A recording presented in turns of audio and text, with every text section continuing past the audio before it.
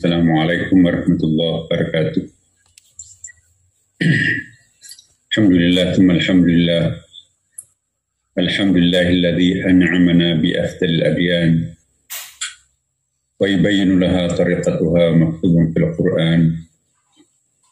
Asyhadu an la ilaha illallah wa asyhadu anna Muhammadan abduhu wa rasuluh. Amma ba'd. Bapak Ibu sekalian, marilah kita membuka pengajian kita dengan kembali memohon kepadanya, pada Allah Subhanahu wa Ta'ala. Semoga pagi hari ini juga sekaligus kita berusaha untuk memohon pengampunan dan semoga dosa-dosa dimaafkan di masa lampau. Semoga tobat-tobat kita semuanya diterima. Ala hadhihi niyyah wa ala kulli niyatin shalah. Wa ila hadratil Mustafa Nabi sallallahu alaihi wasallam wa ala alihi wa ashabihi wa man tabi'ahu ila yaumiddin. Al-Fatihah. A'udzu billahi minasyaitonir rajim. Bismillahirrahmanirrahim. Alhamdulillahirabbil alamin arrahmanir rahim maliki yaumiddin. Iyyaka na'budu wa iyyaka nasta'in. Ihdinas siratal mustaqim, siratal ladzina an'amta 'alaihim ghairil maghdubi 'alaihim waladdallin.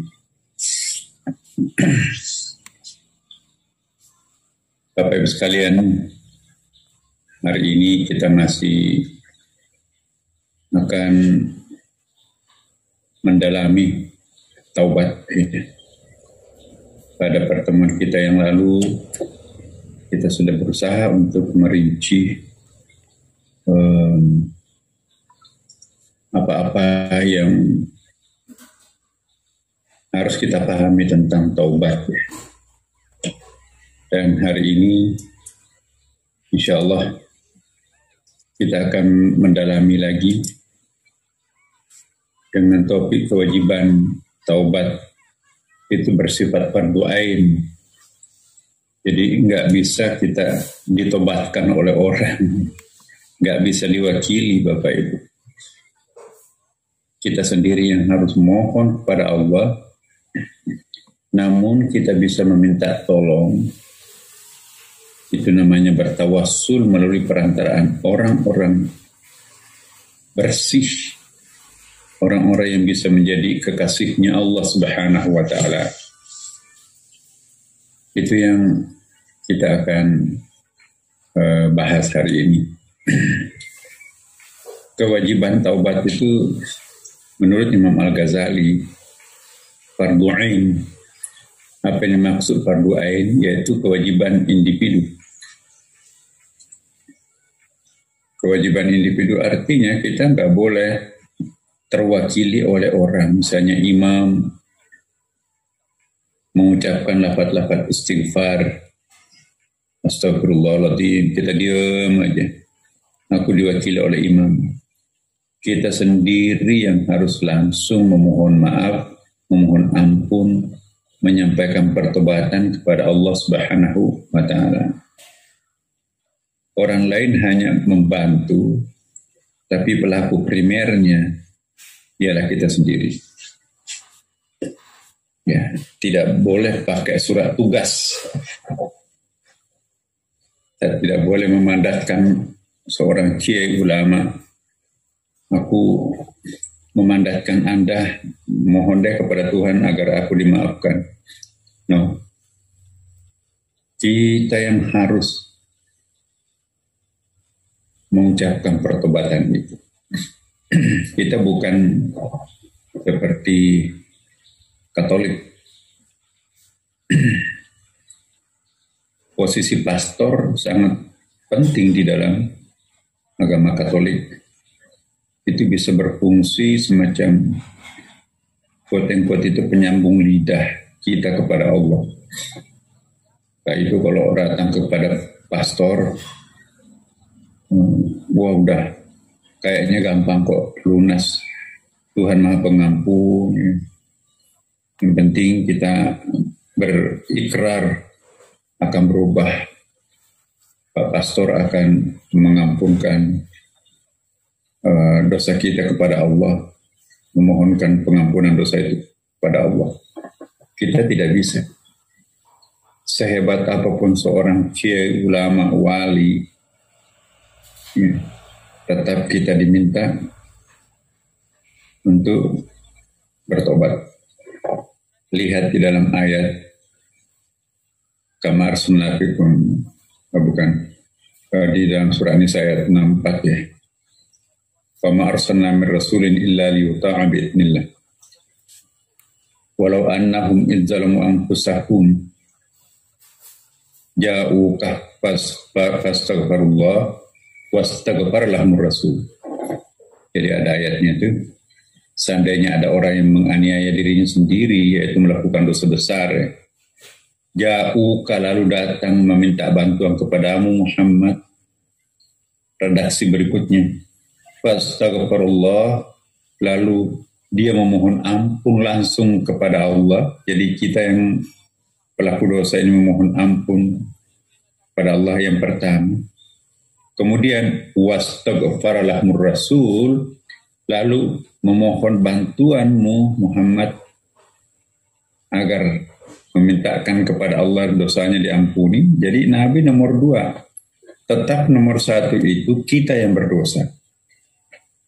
Jangan ketemu Pak Kiai, pokoknya udahlah, saya bayar sekian, saya belikan kendaraan roda 4, saya bangun pondoknya, saya ajak umrah, dia doain saya deh, aku diam-diam aja. No. Kita yang harus bertobat, kita yang harus pertama minta maaf, memohon ampun kepada Allah, baru kita mohon pertolongan kepada orang lain. Ya, itulah kewajiban taubat itu bersifat fardu ain. Ya, manusia diciptakan dengan dilengkapi akal dan nafsu, termasuk syahwat. Ya. Maka manusia tidak akan luput daripada dosa-dosa dan kehilafan. Karena Nabi sallallahu alaihi wasallam qala kullu bani Adam, siapapun anak cucu Adam, apapun agamanya, apapun etniknya, apapun warga negaranya, apapun warna kulitnya, asal mengaku anak cucu Adam, qatta'un. Ya. Qatta' itu bersalah, ya, melakukan kesalahan. Wa khairul khatta'in, dan sebaik-baiknya orang yang melakukan dosa itu, melakukan kesalahan itu, at-tawwabun, mereka melakukan pertobatan. Ya, jadi kita yang berdosa, kita pun juga memohon ampun kepada Allah. Jangan kita yang berdosa meminta orang lain, ya, mewakili kita mengampunkan dosa kita kepada Allah. Tubu ilallahi taubatan nasuha. Kita diminta bertobat kepada Allah. Kita yang diminta, bukan orang lain. Tidak boleh pakai mandat, tidak boleh pakai surat tugas. Saya mewakili Pak Ahmad, ya Allah, dia minta agar dosanya diampunkan, enak aja. Datang langsung belum tentu diterima, apalagi melalui perantaraan orang lain. Allah itu Tuhan kita, dan harus yakin Tuhan itu Maha penerima taubat. Tuhan itu Maha penyayang. Tuhan itu Maha pengasih. Bukankah dulu pernah kita membahas beberapa kisah-kisah yang sangat mengesankan? Kisahnya pencuri ikan kapan, kisahnya orang yang mengatakan dosaku lebih besar daripada Allah yang Maha besar, kisahnya orang yang menyerahkan diri kepada Allah setelah ia dihukum in absentia, hukuman mati. Kisahnya seorang perempuan merengek-rengek minta dirajam. Itu endingnya, kisah-kisah itu menunjukkan Allah itu lebih menonjol sebagai Maha Pengampun, penerima taubat, daripada Tuhan penyiksa dan pendendam. Jangan malu dan jangan takut. Wala takhafu wala tahzan. Jangan takut dan jangan bersedih. La tahzan, jangan zan, bersedih hati. Innallaha ma'ana, sesungguhnya Allah bersama kita. Fa anzalas sakinah. Jadi fa anzalallahu sakinatahu.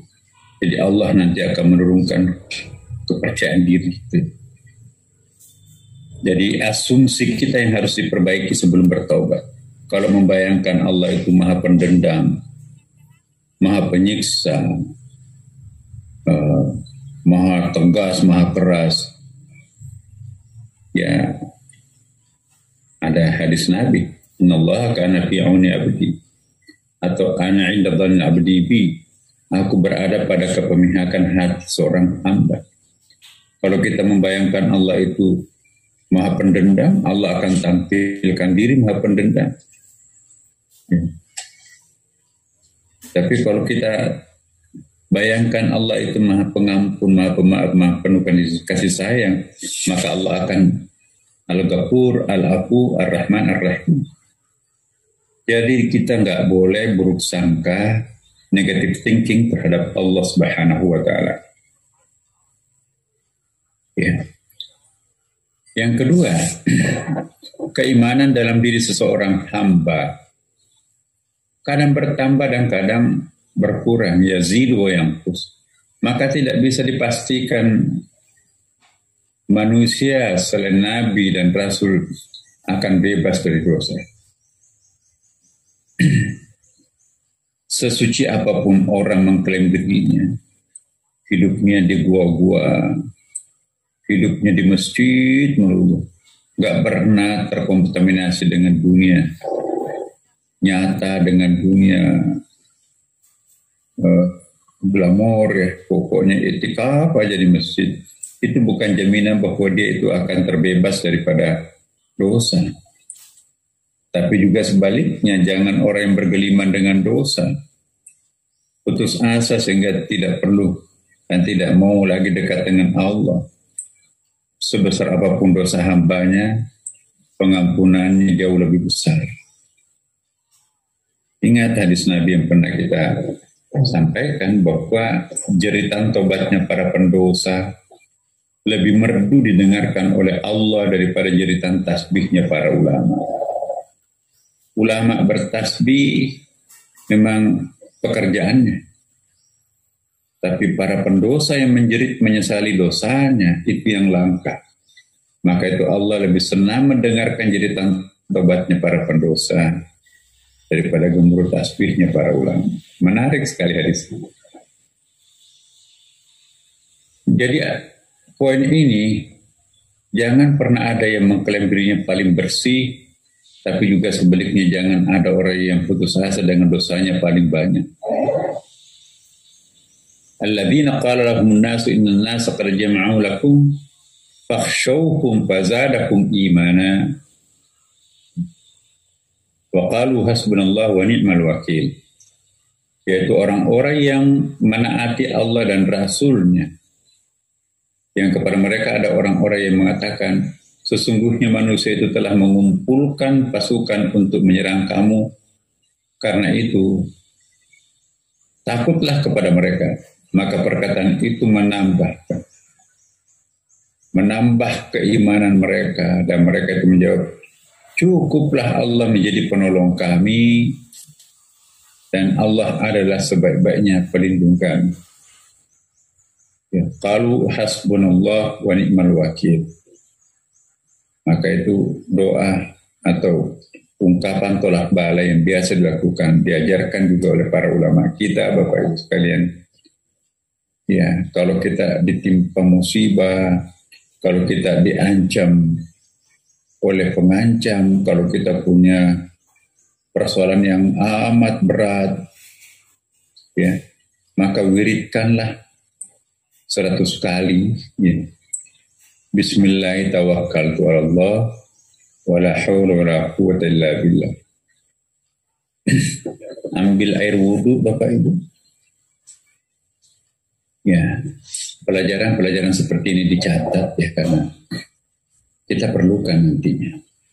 Kalau kita nggak ada masalah, memang santai-santai aja. Tapi begitu kita punya masalah, kita terancam dengan sebuah fitnah, kita terancam dengan sebuah viral, kita terancam dengan ancaman fisik, kita melakukan sesuatu kesalahan besar sehingga kita merasa tidak tenang, kita terancam lah pokoknya. Maka apa yang harus dilakukan seorang yang beriman? Dan ini perintah Allah. Kita lengkapi Bismillahirrahmanirrahim. Wala hawla wala quwwata illa billah al-aliyyil azim. Kalau bertambah, tapi cukuplah Bismillahirrahmanirrahim. Dengan namamu ya Allah, aku menyerahkan diri. Ya.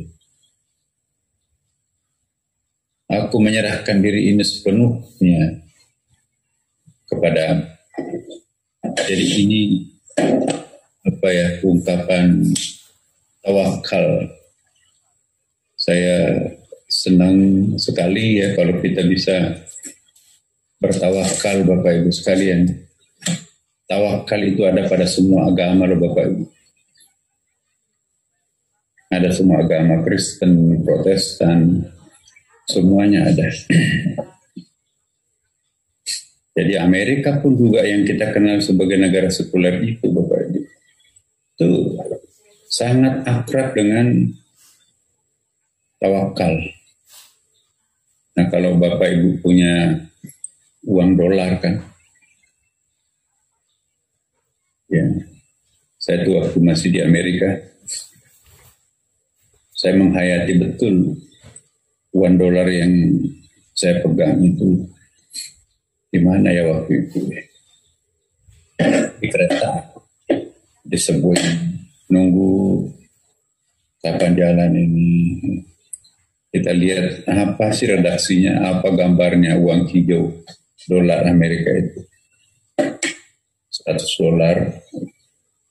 $50, $20, $10, $1 itu kan pecahan-pecahan Amerika. Jadi $1 ada kertasnya, ada koinnya. Kemudian $5, $10, $20, $50, $100 itu pecahan uang Amerika. Ya, ketika saya masih di sana nggak tahu sekarang, tapi saya kira masih sama. Nah, setiap jenis mata uang itu di tengah-tengahnya itu kan ada tertulis in God we trust. Apa artinya in God we trust? Itu sebetulnya redaksinya sama. Ya. Bismillahirrahmanirrahim. Jadi ungkapan kepasrahan in God, hanya kepada Allah we trust. Kami berpasrah diri. Kami percaya. Jadi setiap kali kita melihat uang dolar Amerika, pasti kita diajak untuk ingat Allah dan kita harus bertawakal terhadapnya. Bagaimana kita bisa menyebut Amerika itu negara sekuler? Mata uangnya itu lebih saleh daripada kita Indonesia. Mayoritas Islam di Indonesia ini.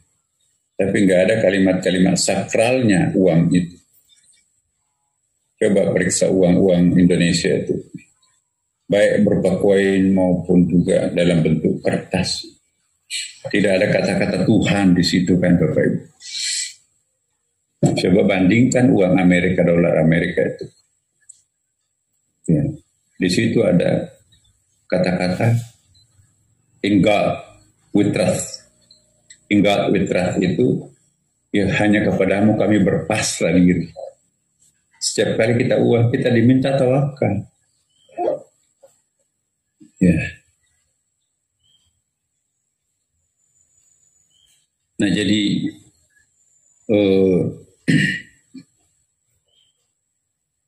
apa ya, di simbol-simbol Amerika itu penuh dengan kalimat-kalimat suci.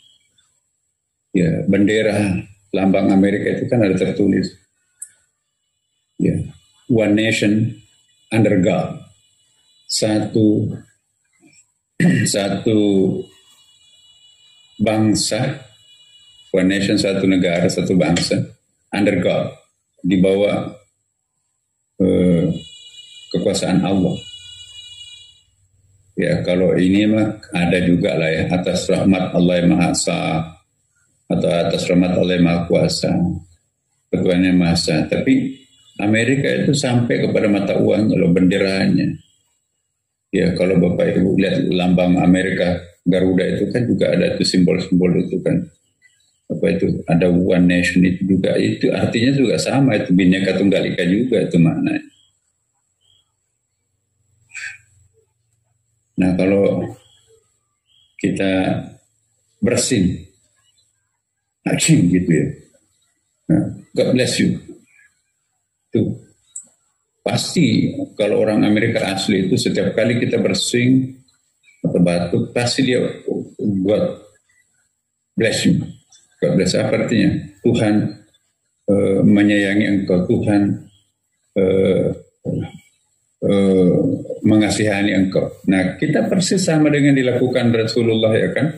Apabila kita mendengarkan, apabila kita bersih, ya kita membaca Alhamdulillah. Orang lain mendengarkan orang membaca basmalah setelah bersih, Nabi meminta bacakan yarhamkumullah. Apa artinya yarhamkumullah? God bless you. God bless you. Artinya apa? Yarhamkumullah. Lebih banyak orang Amerika memperdengarkan God bless you daripada orang Indonesia yarhamkumullah. Coba. Tidak bisa disebut Amerika itu negara yang sekuler, tidak ada agamanya sama sekali.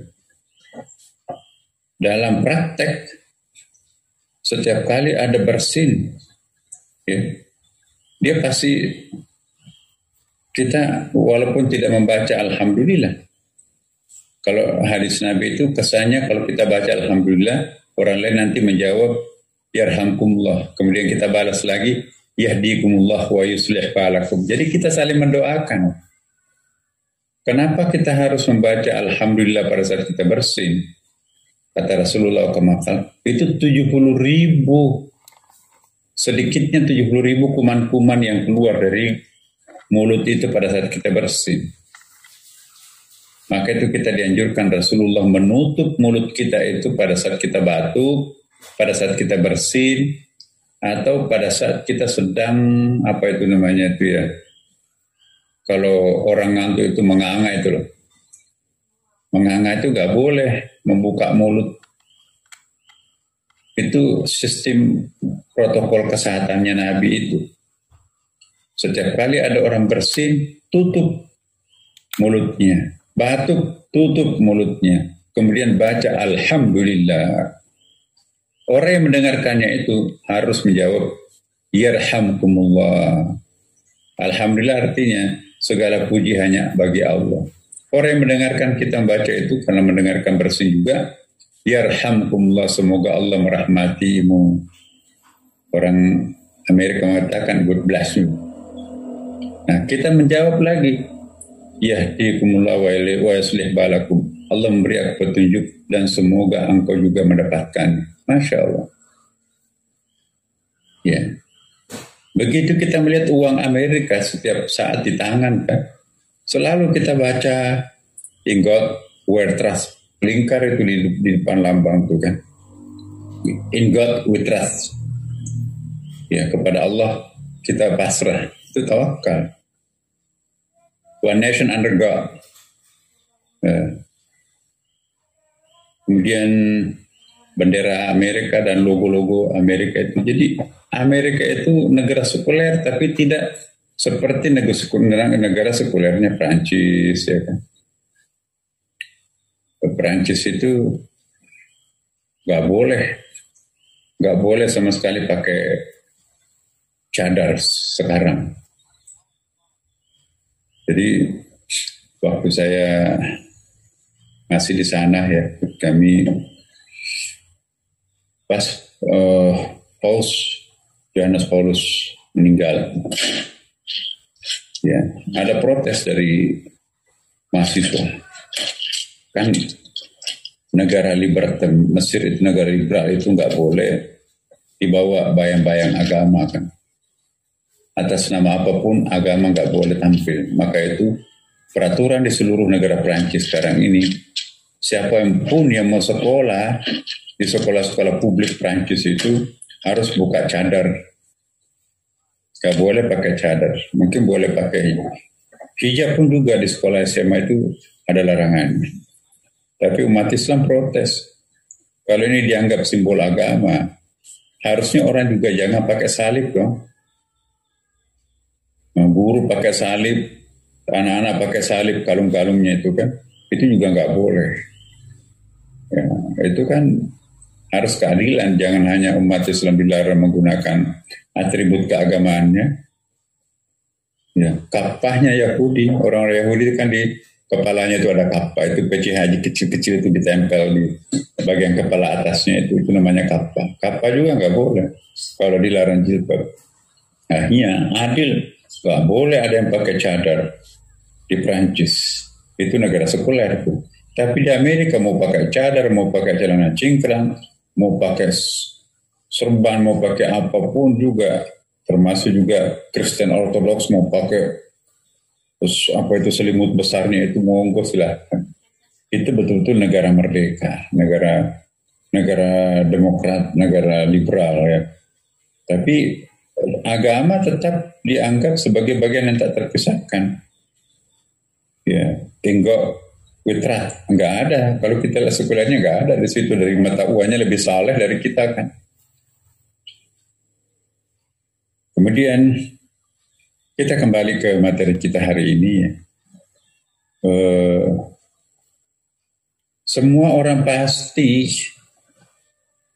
fluktuatif ya, hari malam Jumat ya, saleh banget baca Yasin tuh, baca surah Al-Kahfi. Hari Jumat udahlah mandi taubat, sholat Jumat ya. Pas giliran malam Sabtu, malam Minggu, panen dosa, balas dendam. Tapi malam Jumat taubat lagi. Bulan Ramadan, waduh, nangis-nangis bertobat. Lepas Ramadan, kambuh lagi. Manusia itu kayak gitu. Nah, kita diminta nanti pada saatnya siratal mustaqim yang konstan. Nah, kita lihat yang ketiga, atau ini dulu ya. Wa yasdadul ladzina amanu imanan. Jadi iman itu bisa bertambah, bisa berkurang. Al-imanu yazidu yanqus. Ada hadis Nabi juga ya. La yasni zani hina yasni wa huwa mu'minun. Ya. Wa la yashribul khamr hina yashrab wa huwa mu'minun. Wa la yasrifu hina yasrif wa huwa mu'minun. Wa la yantahibu nuhbatan yarfa'un nas ilaihi fiha absarakum hina yantahibuha wa mu'minun. Nah, seorang pezina tidak mungkin melakukan zina ketika ia beriman. Seorang peminum khamar tidak sempurna imannya ketika ia sedang minum-minum, dan seorang pencuri tidak sempurna imannya ketika ia sedang mencuri, dan seorang yang merampas hak orang agar pandangan manusia tertuju kepadanya tidak sempurna imannya ketika ia merampasnya. Ya, jadi kalau ada orang yang suka menyalip di tikungan ya, istilah lainnya menyalip di tikungan orang setengah mati, berusaha ujung-ujungnya dikudeta, itu nggak boleh itu melepaskan iman di situ. Itu ini yang disebut ya wala yantahibu nuhbatan yarfa'un nas ilaihi fiha absarukum hina yantahibuha wa hum mu'minun.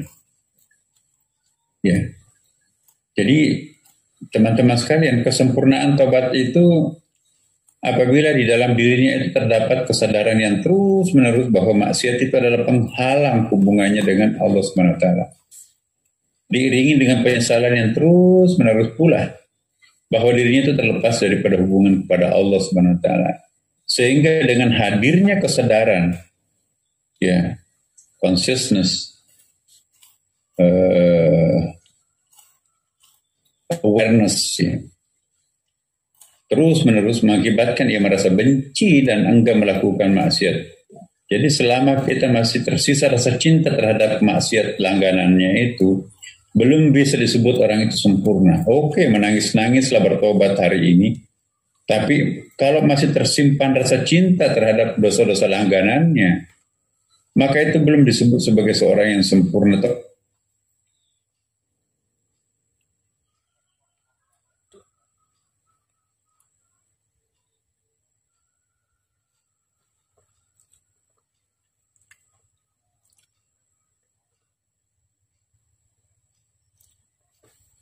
Sini ini. Sebab ini sangat penting mengenai masalah tobat ini. Kalau kita, ini ada kiatnya kan, kita sering bertanya itu gimana kiatnya supaya kita permanen dalam tobatnya. Pengalaman para arifin, ya, selalulah mengingat Rasulullah Shallallahu Alaihi Wasallam. Apa-apa yang membuat orang itu berdosa. Pertama, kecemburuan. Aku setengah mati, bekerja siang dan malam, dia menggunting dalam lipatan, menyalip di tikungan. Itu kan artinya potong kompas ya kan. Dan budaya potong kompas sekarang ini banyak ya. Baru kasihan belum cukup satu.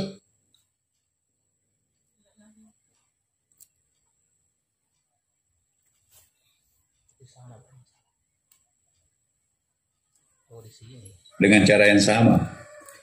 Ya. Siapa yang membakar kursinya orang akan dibakar kursinya juga nanti. Jadi jangan enak-enak menjatuhkan orang, nanti akan juga jatuh dengan cara yang sama. Sabar. Nah ingat Nabi. Rasulullah kalau begini, lawannya apa, cara menghadapinya seperti apa? Dia maafkan.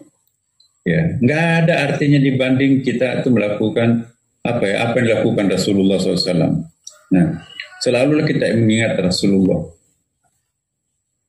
Ya, kok tetangga ganti perabotan, ranjangnya masih bagus diganti lagi. Ingat Nabi, bukan itu yang menentukan. Nabi setiap kali habis tidur kelihatan bekas-bekas tikar di punggungnya, pertanda Nabi tidak punya kasur empuk. Ya. Kita berhadapan dengan orang, kurang ajar dia singgung perasaan saya, dia kritik saya. Ingat Nabi. Nabi bukan saja dikritik, dilempari sampai tumitnya berdarah-darah oleh preman Taif. Datang malaikat, mau nggak aku siksa mereka sebagai imbalan daripada ia menyiksa engkau? Enggak, jangan. Itu adalah umatku. Allahumma hdi qaumi. Ya Allah, ampunilah kaumku. Dia melakukan itu karena dia tidak tahu. Jangan malaikat. Kalau saya akan minta pertolongan, tentu nomor pertama yang aku harus minta tempat untuk mohon pertolongan pertama adalah Tuhanku, Tuhan kita, bukan engkau. Jangan siksa kaumku. Dia melakukan itu karena dia tidak tahu siapa aku. Coba. Kalau kita dianiaya orang, tiba-tiba kita dapat polisi yang simpati benar terhadap kita. Udah, mana yang ganggu kamu itu? Aku akan kasih pelajaran dia, biar dia tahu rasa. Oh iya bang, silakan. Biar dia tahu rasa, jangan melakukan kepada orang lain lagi. Nah, sambil dia nonton, rasain lo digebukin. Emang enak. Nabi nggak begitu. Jangan. Jangan ganggu mereka, itu adalah umatku.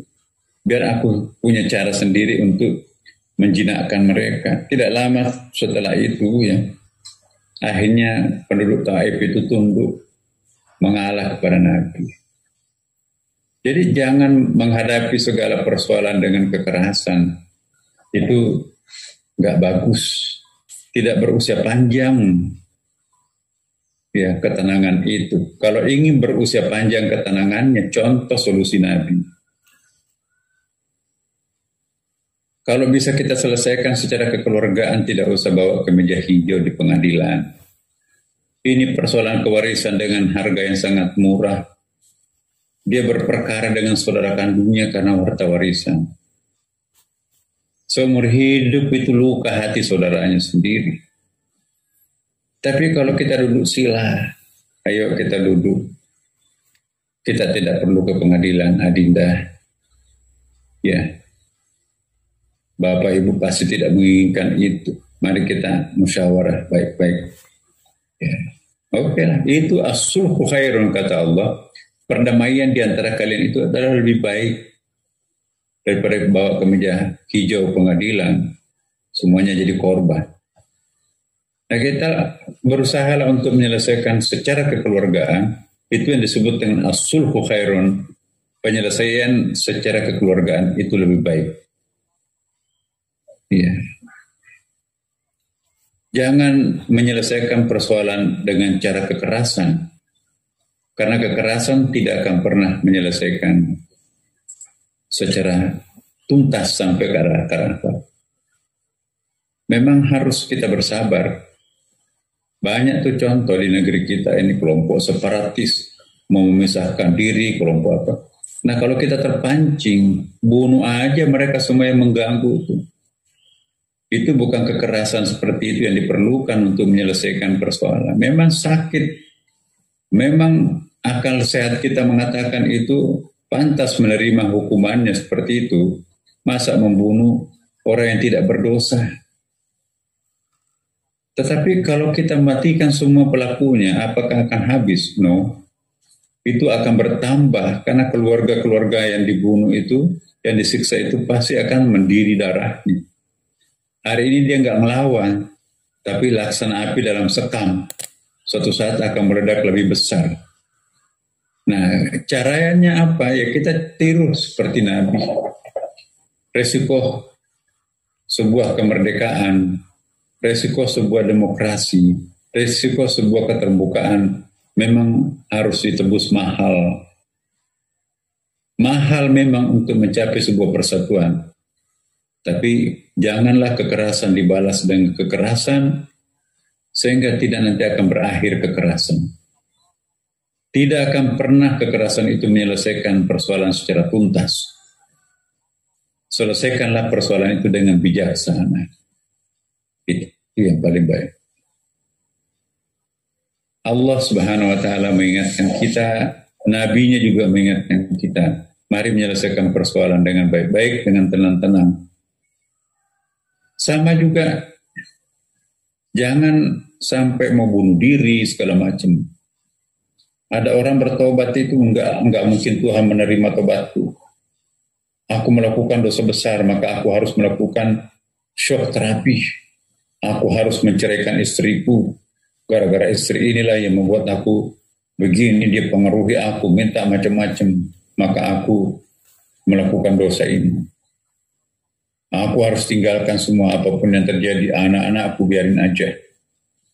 Aku ingin tinggalkan pekerjaanku.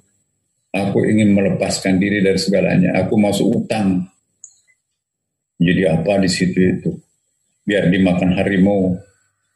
Gak bisa.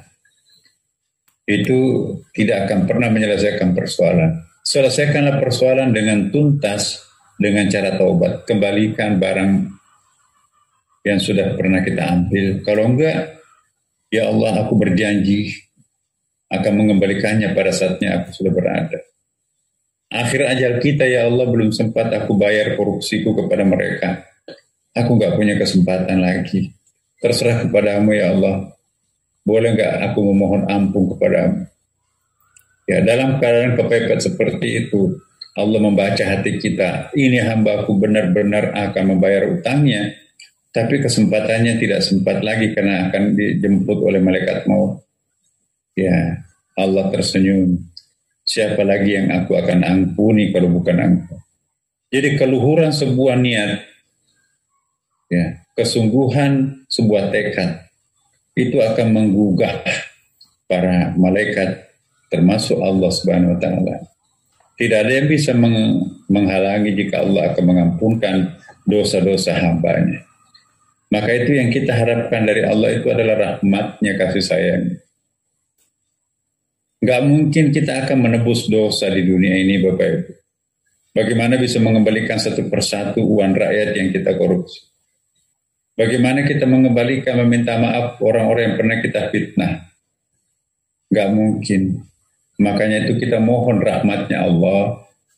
Ya, semoga apapun yang terjadi, Allah mau memaafkan kita. Gerakkanlah hati orang yang pernah kita zalimi itu mau memaafkan dosa kita. Gampang kalau Allah akan melakukan itu semuanya. Maka itu kata kuncinya, kembalikan dirinya secara total, sepenuhnya kepada Allah. Maka insya Allah akan meringankan bebannya, baik beban rasa bersalah maupun beban rasa berdosa.